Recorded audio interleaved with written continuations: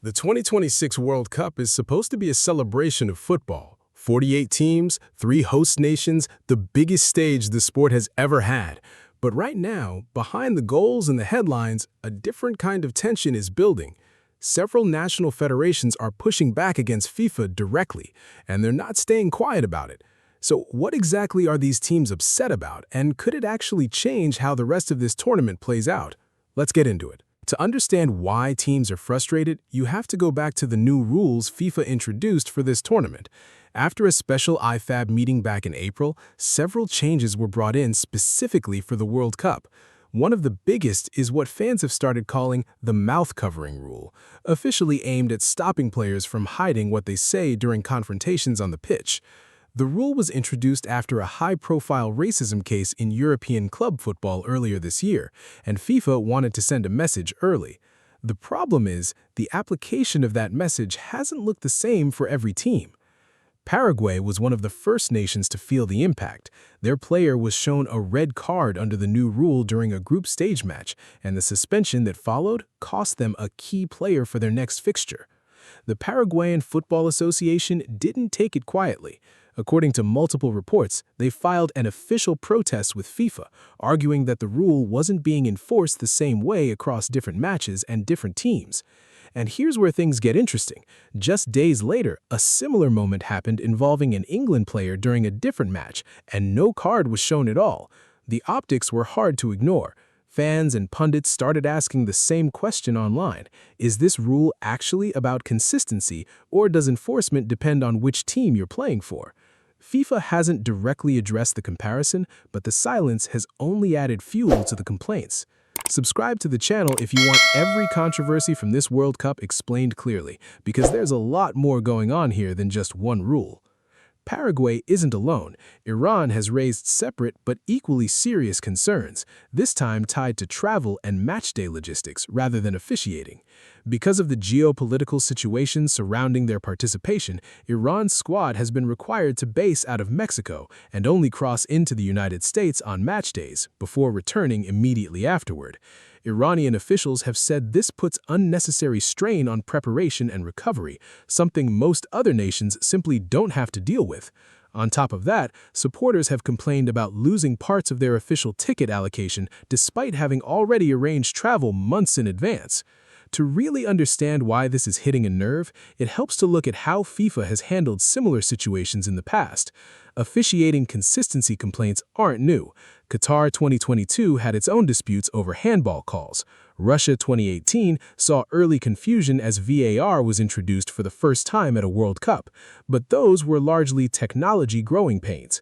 What makes this different is that the mouth covering rule isn't a technology issue at all. It's a judgment call made by officials in real time, and judgment calls are exactly where accusations of inconsistency tend to stick. The bigger issue underneath all of this is trust. When a federation believes a rule isn't being applied fairly, it doesn't just affect one match. It changes how every team approaches confrontations on the pitch going forward. Players start adjusting their behavior not based on the letter of the rule, but based on what they've seen get punished and what hasn't. That uncertainty is exactly what FIFA's new rule was supposed to eliminate, not create. There's also a quieter rule controversy running alongside this one. FIFA introduced a team conduct or fair play score that can actually factor into tournament seeding and tiebreakers among third-place group finishers. A handful of nations have ended up with points deducted on this conduct table, which has left some federations questioning how transparent the scoring criteria really are. It's a small detail buried in the regulations, but it's exactly the kind of thing that becomes a major storyline once it affects who advances. If you're enjoying this kind of breakdown, hit subscribe because we're tracking every one of these storylines as the knockout rounds get underway. For the players themselves, this isn't just an abstract rules debate. A red card under a controversial rule can end a player's tournament involvement for multiple matches, something that affects not just one game, but potentially a nation's entire run in the competition. Imagine being a few minutes into a World Cup match, reacting instinctively to a confrontation, and suddenly facing a suspension that follows you for the rest of the group stage. That's the reality several players have now experienced. For fans, the frustration cuts a little differently. Many supporters travel for years to follow their national team to a World Cup, often spending significant money to do so. When a result swings because of an officiating decision that looks inconsistent compared to another match, it's not just players who feel let down. It's the people in the stands who planned around watching their team compete on a level playing field. Add in the broader logistical headaches already facing fans this tournament, from expensive transport between host cities to scrutiny over ticket pricing, and you start to see why patience is running thinner than usual. So where does this go from here? FIFA President Gianni Infantino has defended the new rules publicly, framing them as necessary for protecting players and maintaining respect on the pitch. He's pushed back firmly against suggestions of inconsistency, but with multiple federations now on record questioning enforcement, the pressure isn't likely to disappear on its own. The best-case scenario is that FIFA reviews specific incidents, clarifies the criteria more publicly, and the rule starts being applied with visible consistency for the rest of the knockout stage. The more difficult scenario is that another high-profile call goes against expectations in a quarterfinal or semifinal, and the conversation shifts from a rules debate into a full-blown officiating crisis at the worst possible moment for the tournament. What we do know is that FIFA has rarely changed a rule mid-tournament in World Cup history, even under pressure. That history suggests no immediate U-turn is coming, but growing pressure from multiple federations at once is something FIFA hasn't had to manage quite like this before, given the scale of this 48-team format.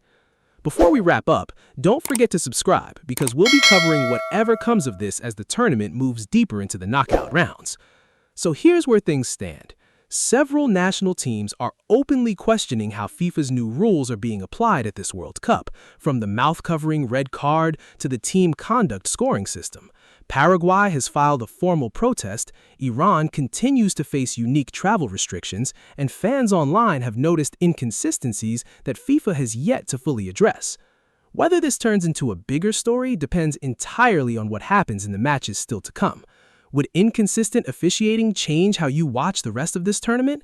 And which of these rules do you think FIFA actually needs to fix? Let me know what you think in the comments.